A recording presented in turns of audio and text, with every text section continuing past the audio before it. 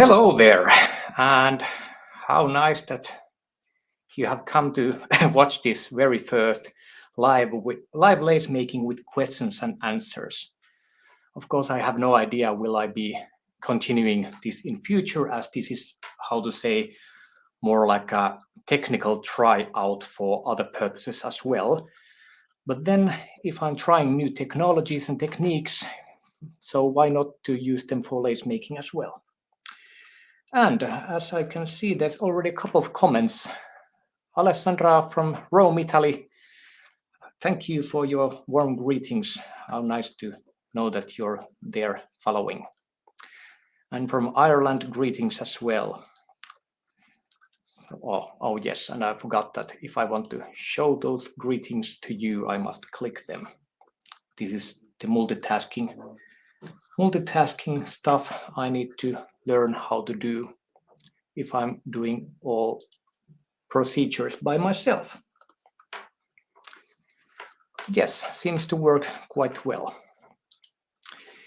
Yeah, at first I was thinking that it would be nice that there would be someone making a sort of live interview, but as on this such a short notice, I couldn't get anyone to join me in this live stream with video. I decided that if there's not much comments coming, or I mean questions coming through the comments section, then I'll interview myself using a bunch of cards, a card deck. Although these cards, käsityön äärellä, which means like around the craft maybe. It's like a discussion card that can be used for discussing about crafts. And it's not only discussing, it's about how to say, finding out the meanings, meta layers, and other stuff that's related to craft. Why it is valuable, what are our roots, and so on. But I'll get onto that a bit later. Oh, hi Mark, and greetings from me to USA as well. Yeah, well, and from Slovenia, also Anja, hello. Oh, thank you very much. It feels so heartwarming to get comments like this. Yes, and the first, how to say, actual question comes from Ireland. Hereford lace projects. People want to know about the size and type thread I'm using. And is this the pricking pattern you are using, traditional custom design? Well, I could show it a little. Let's start first with the thread. The thread I'm using is currently Egyptian cotton. And if I remember right, it's something like 80/2. So it's quite thin. And this pattern, well, I wonder if the camera can focus on the lace. I try to keep it still. You can see there's spiders in the center, and on the borders there's this wave of half-stitch ground. So it's really simple lace, and the pattern itself is not traditional. It's my variation of a pattern that was designed by my teacher somewhere in the end of 90s. And the name of that pattern is Emilia, which is my teacher's second name. And I just love it. Some of you may recognize that I used that pattern in my bicycle, lace bicycle, which I called Lazycle, and in many other places as well. But what I'm using this really small and narrow lace is to decorate wooden bow ties such as this. This is a different lace here, but all the same, it's the same idea that I make narrow tape lace, and with cooperation of a craftsman, I joined the lace to this bow tie. But hello to Austria as well, and nice to know that it's not only foreign countries to me, but also from my spiritual hometown, Rauma, is along. Hello, Pasi. How nice of you to join us. But yeah, what I was talking about, this pattern, it's not strictly traditional pattern as in this form it has not existed before, but it somehow feels like the characteristics of a typical lace made in Rauma. Thin thread and technically mostly torchon, although there are other genres of lace included as well, but not that complicated. Thank you, Mark.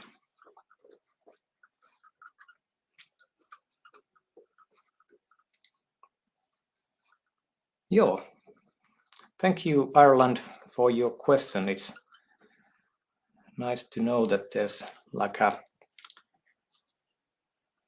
real like a lace technical related questions, because somehow I'm more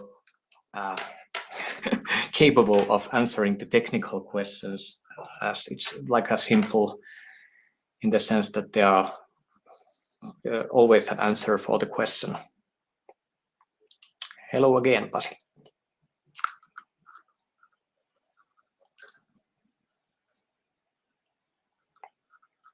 So you can at any point post a comment and ask me something, but if there's nothing coming, I will interview myself with these cards. These are great invention from a Finnish craft association, or was Finnish craft organization, Taito. And I'll tell you a little about these cards, but first I'll take a new question. Suzanne from UK is asking about the bobbins. Yo, these are the traditional bobbins used in Rauma, although as my pillow is a travel model, also the bobbins are slightly smaller than the normal ones. But these are really traditional shape and measurements in my area in Rauma. And the normal bobbins are just scaled up to something like this length compared to the small models. Of course, these travel bobbins, they are also more lightweight, and in that way, they are a bit slower to make lace, as the mass in the bobbin helps making the stitches and tightening and everything. These are slightly too lightweight, but it doesn't matter. But yes, this is the typical type of a bobbin in Rauma and quite general in Finland as well. And then Esther asks about about how do I hold my hands when making lace. Well, in Finland, the majority of lace making technique is this when the back of palm is upside and the pillow is like a sort of similar to the half circle, and there's this roll in the center. But then again, in the Karelia area of Finland, which and most of the area where they used to use this bolster pillow kind of below where the palms are up, that nowadays is mostly part of Russia, but somewhere in the coastal area, the bolster pillows were also used in Finland, but that tradition has not really survived, and this kind of a pillow is quite dominant all over Finland. But personally, I do use both techniques, both the bolster pillow and this more Western type. And then when I make the XXL and large scale threads and bobbins, I use them like my palms are up, as the bobbins, more like the spools of thread or rope are hanging from the surface, lace making surface. So I play in both teams. You're welcome. And then Perugia. Now my geography is quite limited. I don't know where that is. Sorry, but thank you very much for your greetings. If anyone can tell me where Perugia is, I would appreciate that.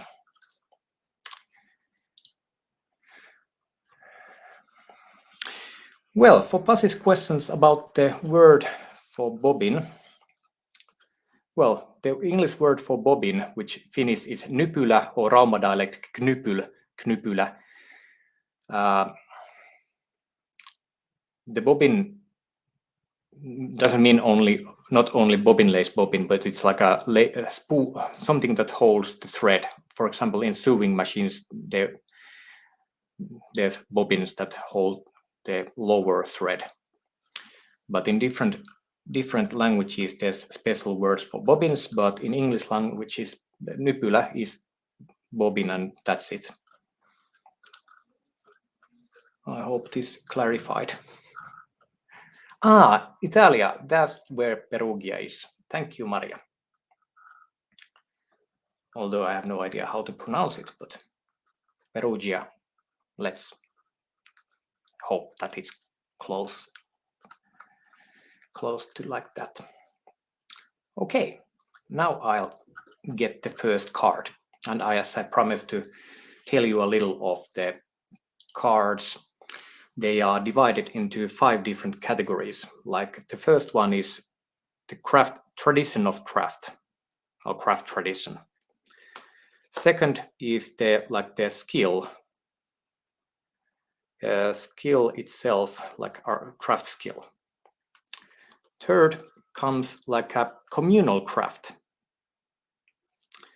or social craft.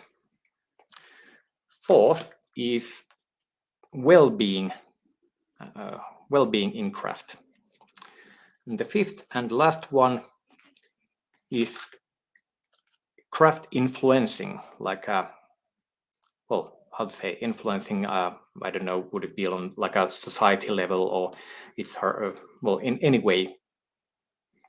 And now, as I have these 5 different categories, I'll take a card or 2 from each of them, and then I'll read the question, translate it with my great English skills, and then answer it also.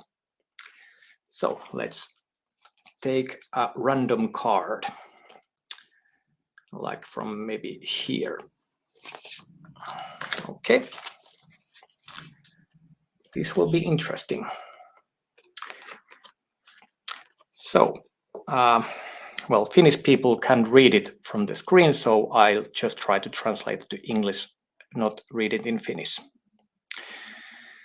The amount of craftsmen has increased from the 1980s. Nowadays, crafter professionals are, for example, woodsmiths, gold and silversmiths, weaver, printer, ceramic maker, sewer, knitter, fur maker, leather worker, hat maker, and brush maker. And this is from the Finnish Home Economics Museum, 1990. So it's 31 years back in time, this citation. And then the questions. In these cards, there's always the structure that there's some citation. It's like a background information, and then a couple of questions. Who are the practitioners of craft occupations in the 21st century? Well, for that, somehow,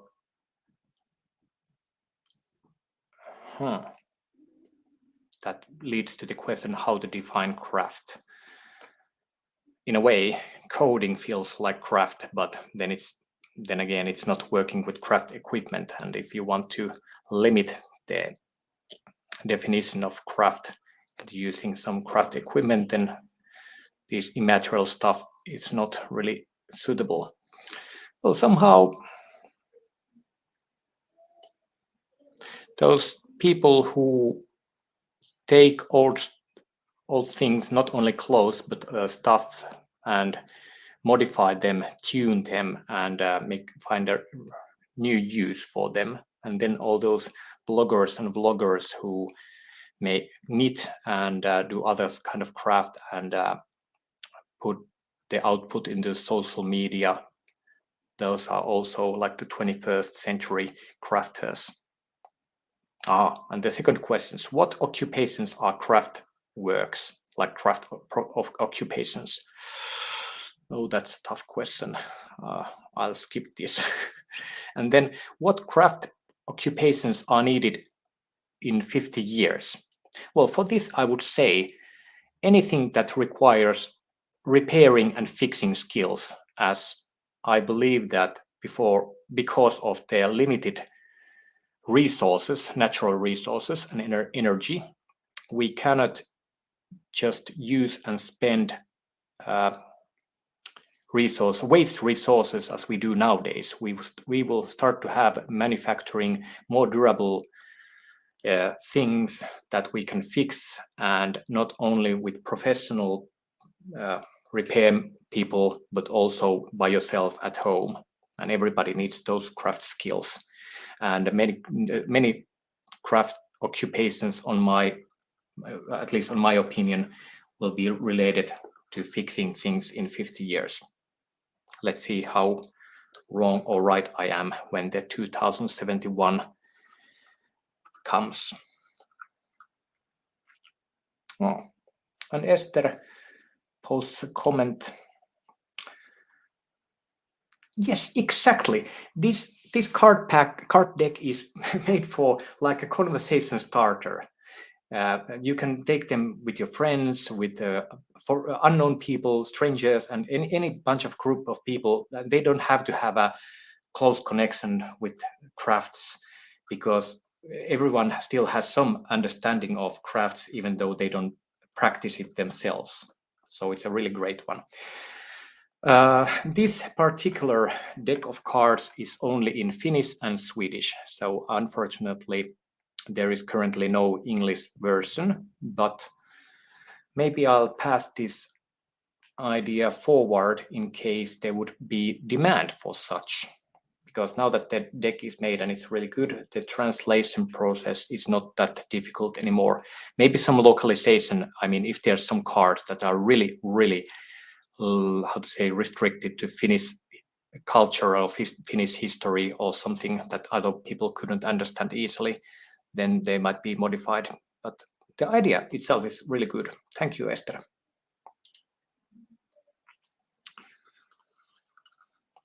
Yeah. So, should we take the next card? Yeah, let's take from the craft skill. And now, whoever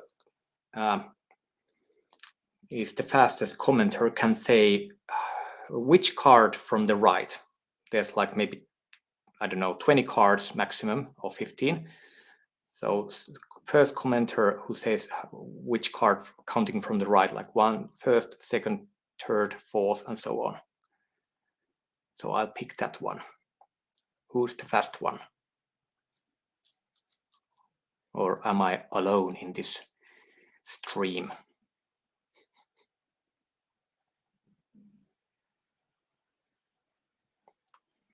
Maybe I'm just too fast. Well, okay, then I'll pick this one as no one is commenting. And this is about skill. In Latin, fourth would be Esther's. So I'll take the fourth, 1, 2, 3, fourth, because I think what I picked was after that. So yes. Sewing machine is one of the very few truly useful inventions. This citation goes to Mahatma Gandhi, 1938. And the first question is, what significance equipment has have in crafts? Oh dear. Well, I would say big meaning. I mean, think about this lace making. It's really much concentrated on equipment. And when you meet a new lace maker, you are always interested of his or her equipment. What kind of a pillow, what kind of bobbins. Lace makers in internet, they're always looking from the photos of other people's bobbins and pillows and such. And think about sewing. Well, sewing is possible just with just needle and thread, but sewing machine makes many things faster and easier, and so it's really important. And what did Gandhi mean with the usefulness of the sewing machine? Well, I could think this about the same way as a washing machine. It freed many women from washing clothes into doing something else. So in the same way, sewing machine, as it made many things so much faster, it was possible to have time to do something else as well, not only like sewing by hand, as it's quite slow. Then let's check what's the third question. Is knitting machine and chainsaw the same way useful? Well, why not? I mean, to think about it, that sewing machine, you don't have to have a machine to sew. And the same way with chainsaw, you don't need to have chainsaw to saw, you can have a hand saw. So I think they're quite the same way related. Okay, then let's take somewhere from here. This is about well-being. And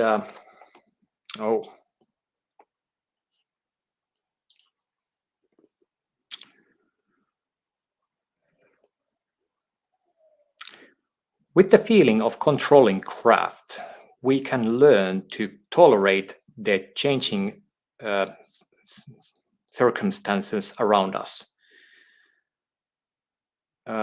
When making crafts, there's at its best, there's not only the product, but also like a immaterial well-being through the feeling of succeeding, learning, and relaxing.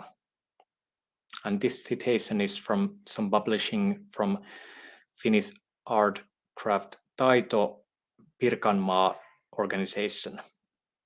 And then the questions.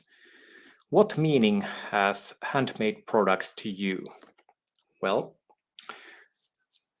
important. My dearest clothes are handmade, like a woolly sweater, a couple of shirts, and so on. And hello, Tuomas. Thank you. Nice to hear about you. They are the clothes that I value the best, and the ones I take great care in cleaning and keeping them in good shape. What do you feel you get from making craft besides the products? Well, this is easy. Making crafts, especially lace, is a sort of a way to meditate, to get rid of the earthly problems and anything that concerns my mind greatly, but also it's a way to express myself and put my energy into something and get great joy out of it. That's what I feel when I make crafts, especially lace. And then thirdly, how can you balance the changes in circumstances with crafts? Well, maybe I could say for that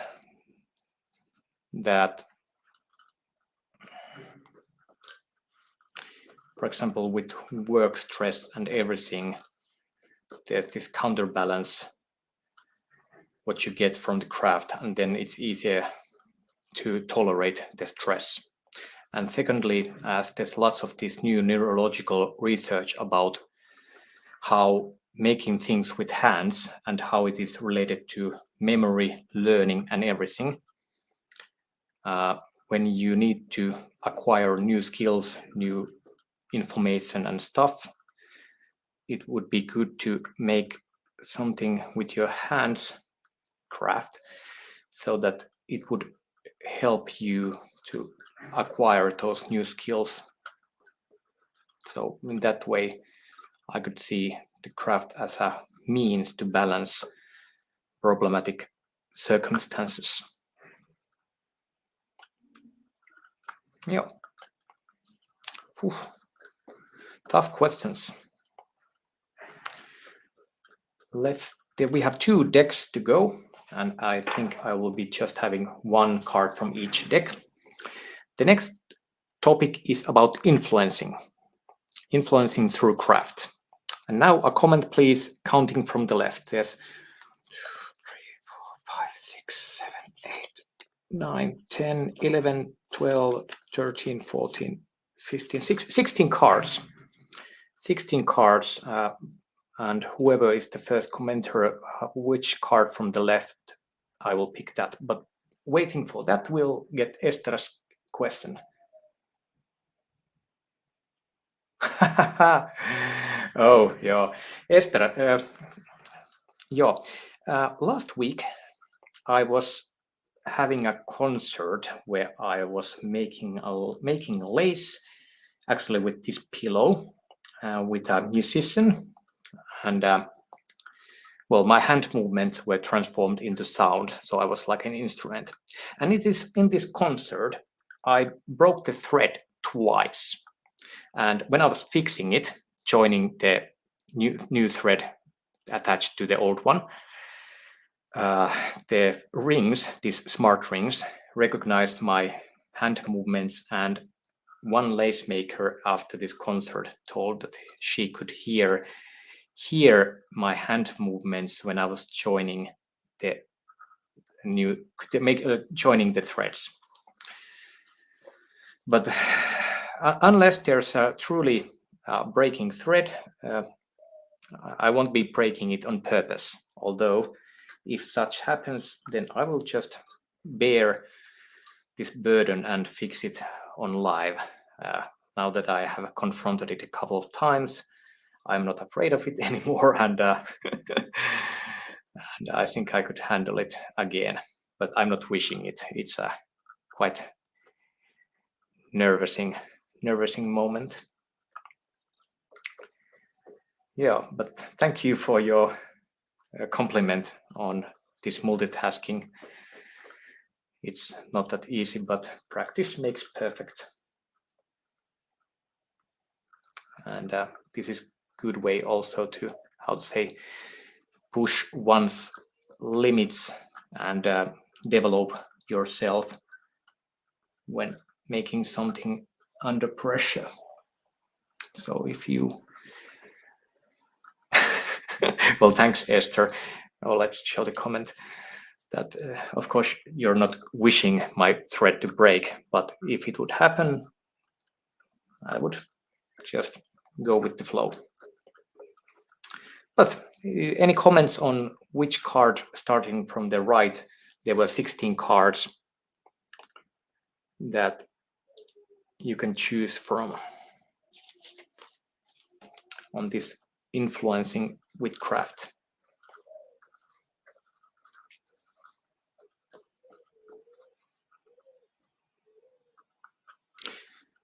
And after these 2 final decks, then if there are no more questions, I think we'll end up this live, as it was interesting to try such a live broadcasting, and based on the experience and feedback that I hope I will get also from people who followed, I can develop the concept further on. I would guess that some of you might be interested of having a more detailed look of the lace, but unfortunately my current camera equipment is not that sharp, and I cannot do much better than this. So, any card number, anyone? Esther?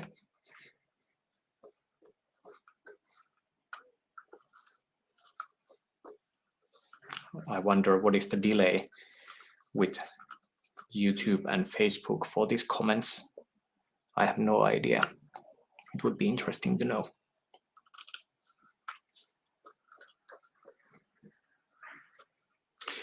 Okay, after this close stitch, I'll just randomly pull a card. Now let's pick the last one. Oh, 6, great. What a timing. Thank you, Esther. So number 6 it is. 1, 2, 3, 4, 5, 6. So it's this one. In the 21st century, people are started to consider craft in the 21st century as a counterbalance to the increasing work pressure and career orientation.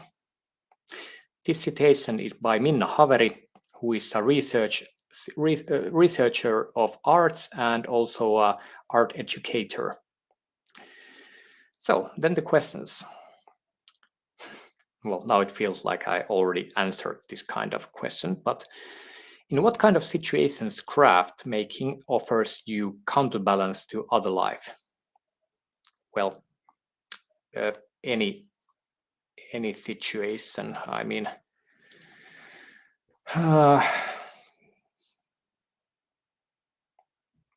well, not only stressful, but also idle. If I ever would find that I have nothing to do, which is quite rare, then I can just start make something and get good balance from there. How does craft making resist increasing work tempo? How to translate this?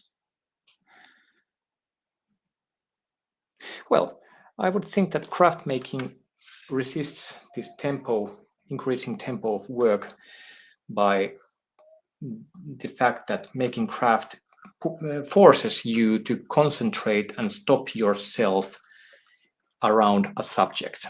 What doesn't matter if it's cross stitching or lace making or sewing or wood crafting, wood turning, carpentry, whatever. You have your own little bubble for the time, the duration you make the craft of your selection, and then you just concentrate on that. So it's like pushing other stuff aside and cleaning your mind with the craft at hand. And the third question in the card. Oh, can craft making become like a goal oriented? Like this is not a good translation, but the same way as you do work with a stress and like the outcome is really important, and it's like it's not a value itself, it's like a sort of like a tool, or I don't know, or maybe the motivators come from outside of you, it's not like inner motivated. Can craft become like this? Well, it can. Anything can become like that. Even hobbies like collecting stamps can become okay, now I'll check the dictionary. What is this suorittaa? This is a common problem when trying to think in English and talk, that some words just disappear from the mind. So let's read the question again. So can making craft become like a performing or carrying out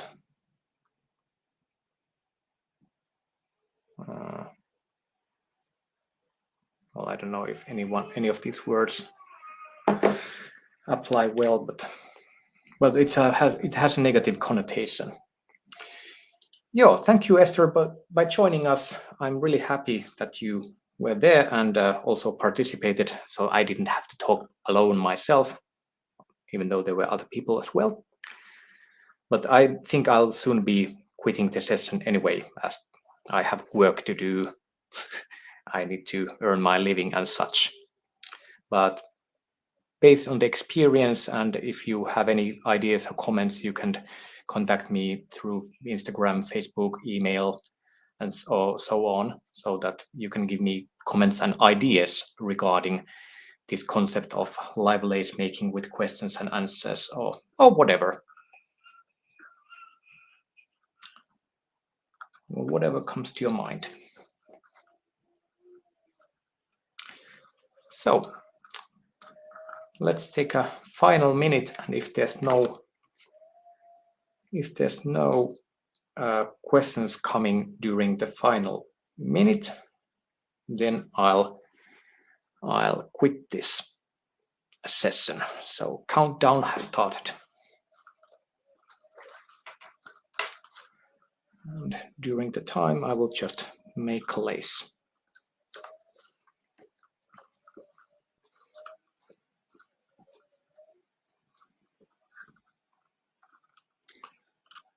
And thank you again. I don't know, can I thank too much, because without audience, this would be really frustrating and all for nothing. So I'm really grateful for all the feedback and comments and questions. So 10 seconds and counting.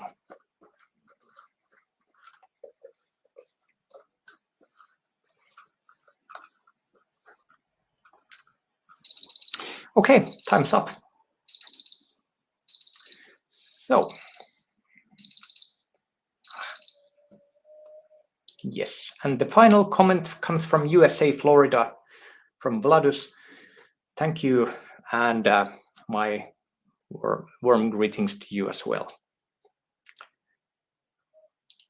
And to Jackie, yes, I will definitely come to Ireland once this horrible pandemic situation gets better. I really want to come there. Many things to see and experience in Ireland, and but just currently with the global situation, traveling doesn't appeal to me that much. But be sure that Ireland is on one of the top destinations once things clear out a little. And thank you, Suzanne. So, okay. I guess it's bye-bye.